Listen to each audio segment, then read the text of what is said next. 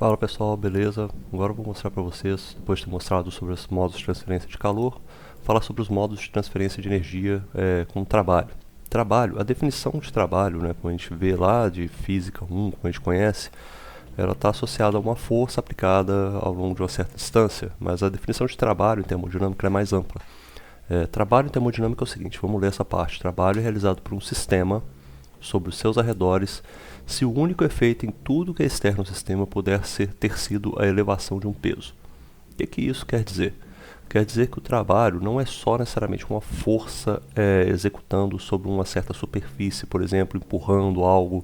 Qualquer coisa que puder se transformar nisso é trabalho, seja, por exemplo, uma força magnética, seja um trabalho elétrico, por exemplo, que é usado de um motor elétrico, que você entra dentro do sistema com essa energia elétrica, e essa energia elétrica pode, por exemplo, mover um ventilador, mover uma pá, e isso causa um trabalho lá dentro. O trabalho é mais amplo do que só força, como a gente conhece essa força bruta, que a gente tem mais tato dela, exercendo sobre uma certa distância, uma pressão sobre uma área, exercendo um deslocamento de um certo volume. Tá? Então é muito mais amplo do que o que a gente entende no conceito de mecânica, mas engloba tudo, né? Todos os tipos de força que podem ser utilizados, todos os tipos de potência que podem ser utilizados, aí já falando do trabalho sobre tempo, né, que seria a potência. Então, qualquer um desses conceitos, ele entra na definição de trabalho em termodinâmica. O trabalho, ele é avaliado macroscopicamente, a gente tem essa forma dele aqui, como é avaliado, a gente entende lá da física, né, de conhecimentos de física, a gente sabe que é isso aqui, uma força aplicada ao longo de uma certa distância, né, sabendo que esses dois termos que estão aqui, ó, isso aqui é um vetorial, tá? Quando está em negrito, estou dizendo que isso aqui é uma componente, que é uma componente vetorial, tem um vetorzinho assim, e esse S aqui também tem um vetorzinho assim em cima, ou seja, tá em negrito é por causa disso, eles são vetores, nesse caso, tá? Ou seja, um produto é um produto de dois vetores, né? Não é um produto, eu chamo isso de dot product em inglês, eu não lembro o nome normalmente em português, mas é o produto que você multiplica, né, as componentes juntas ali, produto escalar, acho que é isso, produto escalar de dois vetores, integral disso aí, ao longo de uma certa distância. Bom, e como eu falei, esse trabalho nem sempre é evidente. Você olha, por exemplo, para esse sistema aqui agora, vamos supor que eu estou analisando, isso aqui está lá no livro, tá? Vamos supor que eu estou analisando esse sistema aqui, só o gás que está aqui dentro, esse gás que está aqui nessa componente, aqui internamente a essa caixa ali que está isolada. Essa que está isolada, ela é isolada para troca de calor, né? Mas ela permite a entrada de trabalho. Ela está simplesmente um sistema, mas é um sistema não isolado, e esse gás permite a entrada de trabalho nele. E o meu sistema que agora é esse gás que está aqui dentro, esse azul aí nessa caixinha. E aqui dentro tem esse pedal wheel, né, que é um ventiladorzinho, um conjunto de pás que vão girando. E à medida que eles vão girando, né, se eu consigo girar essas pás, eu estou entrando com trabalho dentro do meu sistema, certo? Ou seja, isso daqui, ó, é uma forma de trabalho que está sendo realizada aqui dentro. Ou seja, aqui eu tenho um trabalho sendo realizado claramente, por exemplo, esse motor gira e vai girar essas pás, elas vão exercer trabalho no meu sistema. Mas se eu olho aqui para esse sistema da bateria, a sua bateria é uma bateria de carro, por exemplo, uma bateria de qualquer bateria elétrica, né? Ele parece que não exerce nenhum trabalho, porque a bateria está ali parada. Vamos supor que essa bateria não troca calor com nada também, ela poderia ser considerada um sistema isolado, não troca trabalho, não troca calor. Mas se a gente considerar que essas conexões que ela tem, conexões A e B aqui, que seriam uma positiva ou uma negativa, né, permitindo essa passagem de uma corrente ali, essas conexões elas permitem que passe uma corrente. E olha só, essa corrente, mesmo que eu não esteja usando ela no momento, mas ela pode ser usada para movimentar um motor, e a movimentação desse motor giraria essa pá. Ou seja, se eu olhar só o sistema da bateria, esse sistema está realizando um trabalho.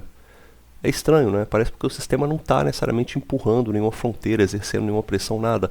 Mas sai dele uma corrente elétrica que pode realizar esse movimento, através de um motor, por exemplo, como está usado aqui no problema. Ou seja, o meu sistema A ele está recebendo trabalho, porque passa aqui um movimento mais claro, que a gente entende, isso é trabalho mesmo, né? Algo girando, movimentando as partículas, é algo que está movimentando ali, essas pás movimentando essas partículas são trabalho sendo realizado, mas aqui na bateria não é tão claro assim que está algo sendo feito. Mas está sendo feito pela bateria, se a gente olha só a bateria como um sistema, porque ela permite que passe uma corrente para fora dela, e essa corrente movimenta o motor, entendeu? Então nem sempre essa análise do trabalho ela é evidente. Aqui eu costumo não cobrir isso, problemas que envolvem forças magnéticas, às vezes, mas tem muitos problemas que envolvem, por exemplo, isso daí, essa movimentação elétrica, sabe? Essa componente elétrica que vai ser uma forma de trabalho sendo feita. A gente chega lá na análise de... Eu acho que é na análise da primeira lei mesmo. Na análise de primeira lei a gente faz um exemplo bem legal, que o que a gente não vê, né? Você coloca uma geladeira dentro de um local isolado, e aí você fala, essa geladeira ela vai resfriar ou não vai resfriar esse ambiente? Na verdade, ela vai aquecer o ambiente, porque ela recebe energia através da corrente elétrica. Ou seja, a corrente elétrica ela movimenta alguma coisa, ela vai causar um certo trabalho, né? Ela está indiretamente relacionada a um trabalho que é realizado. Então, por isso, ela também é uma forma de trabalho. Pela conversão de sinais, a gente tem que determinar a conversão de sinais para trabalho, né? Calor é algo mais fácil. Você pensa, por exemplo, a energia que tem um sistema, ela vai aumentar se ele recebe calor, óbvio, né? Recebe energia na forma de calor, ela vai aumentar a sua energia. Se ela perde calor, ela diminui sua energia. Trabalho às vezes não é tão lógico assim, mas existe uma convenção de sinais. Essa convenção de sinais aqui foi definida até pelo Rudolf Clausius, que é um dos principais, eu diria assim, se ele não é o pai da termodinâmica, sem dúvida um dos filhos da termodinâmica, né? O pai seria o Carnot, ele seria um dos mais importantes aí, da história da termodinâmica. Rudolf Clausius ele determinou essa convenção de sinais, ela é usada até hoje. Alguns livros não a utilizam dessa forma, usam trocado. Só que aí a gente vê que nas equações o sinal do trabalho é sempre trocado também. É só uma definição, mas como é que essa definição é feita e como que a gente guarda ela? Se o trabalho é feito pelo sistema, isso aqui é um macete, né, que a gente usa, se ele é feito pelo sistema, esse trabalho é positivo. Se o trabalho é feito no sistema, o trabalho é negativo. Por isso que nesse caso aqui, quando a gente está falando que o trabalho é feito no sistema, eu estou girando uma pá que realiza trabalho no sistema, no gás, aquele é um trabalho negativo, tá vendo? Menor do que zero. Aqui o trabalho já é feito pelo sistema, a bateria permite a passagem de corrente para fora de suas fronteiras, por isso é um trabalho realizado pelo sistema, então ele é com P de positivo, entendeu? Essa é o macete, o P de pelo sistema, P de positivo, N de no sistema, o N de negativo. Sempre guardando isso, você sempre vai saber como você vai diferenciar isso daí. E assim como o calor, o diferencial do calor, o diferencial do trabalho, que é esse daqui, ou seja, uma pequena derivação ali do trabalho, ela é inexata, né? Ou seja, o trabalho mesmo é definido com isso aqui, um trabalho realizado entre um processo entre 1 e 2 é a integral entre 1 e 2 dessa derivada inexata aqui de trabalho, exatamente como a gente vê para o trabalho, né? Como a gente vê para o calor. O calor que é trocado entre um processo 1 e 2 é igual a 1 até 2 da integral dessa desse diferencial inexato de calor. Aí você consegue entender qual que é o calor trocado entre 1 e 2. Esse diferencial inexato, ele é definido, na verdade ele é desta forma porque calor e trabalho não são propriedades, né? Eles são grandezas físicas, mas não são propriedades. Eles dependem do caminho. Essa é a grande diferença entre diferenciais exatos e diferenciais inexatos. Diferenciais exatos são associados... faltou espaço aqui. Diferenciais exatos estão associados a propriedades. Eles não dependem de como eu chego àquele valor. Eles só dependem do valor naquele local. Se eu defino um estado, eu tenho naquele estado ali o valor exato da minha propriedade. E os diferenciais também são exatos, eles não dependem de como eu chego até eles. Mas os diferenciais inexatos, eles são dessa forma aqui, com o trabalho calor, eles dependem de como eu chego até eles. Vamos avaliar aqui um processo, eu até fiz um desenhozinho legal. Vamos supor que eu queira chegar aqui de 1 até 2. Eu faço um sistema, o sistema vai alterar. Esse 1 aqui é um estado 1, então está aqui parado como estado 1. E aqui é um estado 2, simplesmente outro estado. Tá? São dois estados. Eu vou ter um sistema que vai mudar de estado 1 para o estado 2.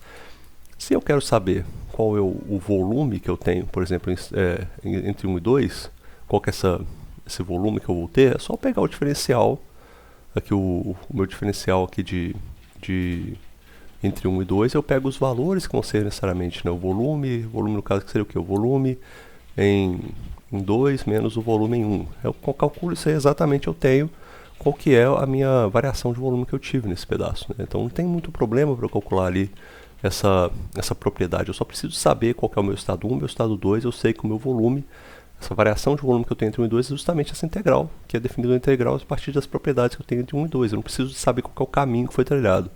Mas se eu quero saber qual é o calor trocado, ou qual é o trabalho que foi realizado, ou pelo sistema ou no sistema, eu preciso saber o caminho.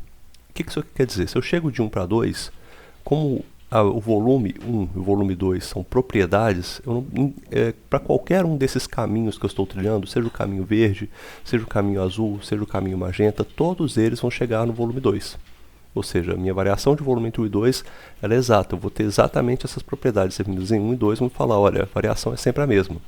Mas o meu caminho que eu chego até eles depende de como vai influenciar a minha troca de calor ou o meu trabalho.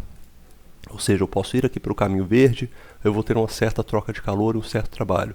Posso ir pelo caminho azul, vou ter uma certa troca de calor e uma certa troca de trabalho. Eu vou aqui para o meu caminho magenta, eu vou ter uma certa troca de calor e uma certa troca de trabalho. Ou seja, cada um desses componentes aqui, ó, de troca de calor ou troca de ou realização no sistema ou pelo sistema de trabalho, eles são diferentes, ou seja, eu tenho vários componentes diferentes, infinitas possibilidades de combinações de caminhos onde eu transfiro o calor de uma maneira, onde eu realizo trabalho de uma certa maneira, que eu vou chegar de 1 até 2. Mas o estado 1 e o estado 2 são um só, são definidos, né? Eu defini esses estados 1 e 2, mas eu tenho várias maneiras de chegar até eles, e realmente existem caminhos melhores do que outros. Caminhos, por exemplo, eu chego um caminho que eu gasto menos energia para chegar nele, ou eu tenho mais eficiência para chegar nele. Como eu defino que caminho é esse, eu preciso saber aí da segunda lei da termodinâmica, tá? Já é mais para frente nessa aula. Mas aí deu essa ideia, né? A gente quando tem propriedade, a gente não depende do caminho que a gente pega, mas a quantidade, que é de diferencial inexato, ela depende de como você chega até esse caminho para você definir. Ou seja, o calor não é o mesmo. O calor aqui que eu tenho de 1 para 2 no caminho verde, ele não é o mesmo que o calor que eu tenho de 1 para 2 no caminho azul, que também não é o mesmo calor que eu tenho de 1 para 2 no caminho magenta. A mesma coisa aqui para o trabalho, são diferentes, tá vendo? Mas o DV1, DV2, independente de qual caminho que eu pegue, eles são sempre iguais. Isso aqui é o mais importante para vocês guardarem. Para calor, depende do caminho. Para trabalho, depende do caminho. Para volume, que é para as propriedades, não depende. Para volume, temperatura, energia, não depende. Então, só o que não depende do caminho tem esse diferencial exato, que é dado como uma propriedade. O resto a gente chama de quantias, né? Não é necessariamente uma propriedade.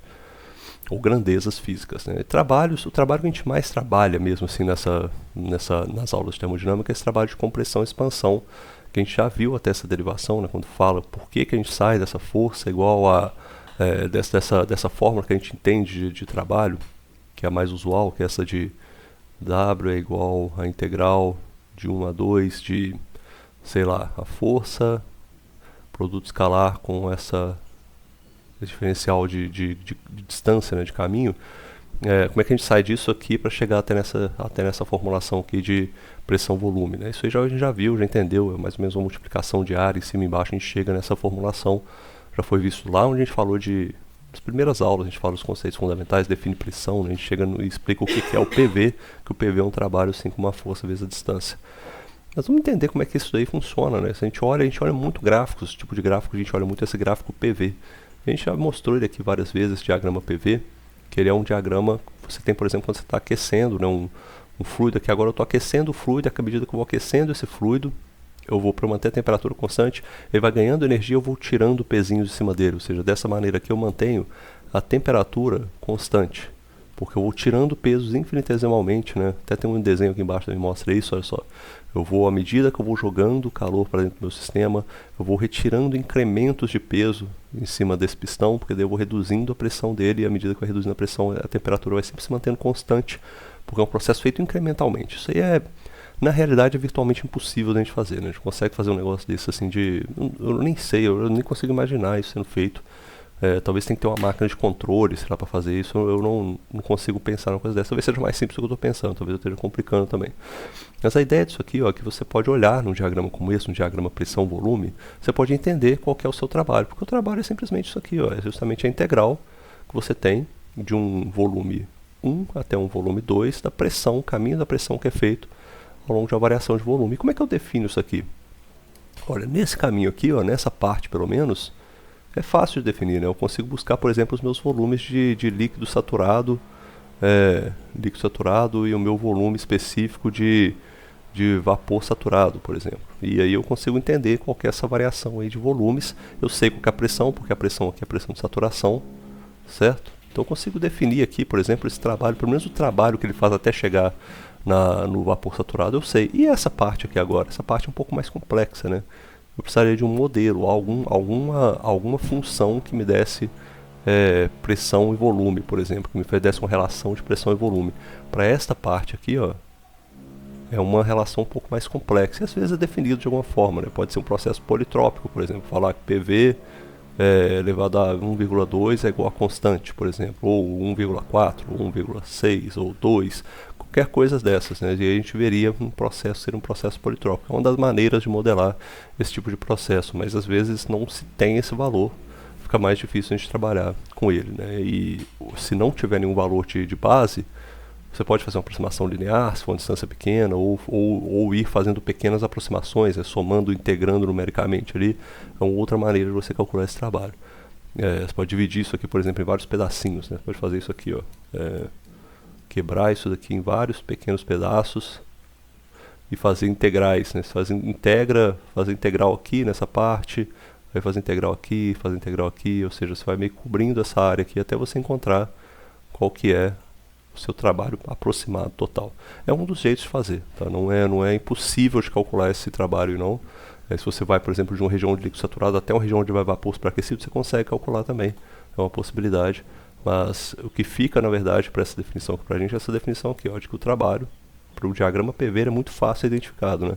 Entre 1 e 2, vou até colocar isso aqui, eu vou jogar a massa aqui para baixo, porque ele vai ficar dessa forma. A pressão vezes a variação aí do volume específico, tá vendo? Se você tiver uma massa for constante, né, não vai mudar, você pode encontrar esse trabalho sobre massa, que ele é dado naquela unidade de quilojoules por quilograma. Olha que legal. Aí você tem essa unidade aí que é bem útil também, a gente vê muito em tabela, mas você encontra essa função, e você encontra essa integral aí da pressão ao longo de uma certa variação de volume. São jeitos de você fazer essa aproximação, tá? É jeito de você chegar nela. Bom, acho que essa parte aqui encerra, o resto é um exemplo. Eu vou deixar para gravar depois em exercícios resolvidos para vocês. Até mais.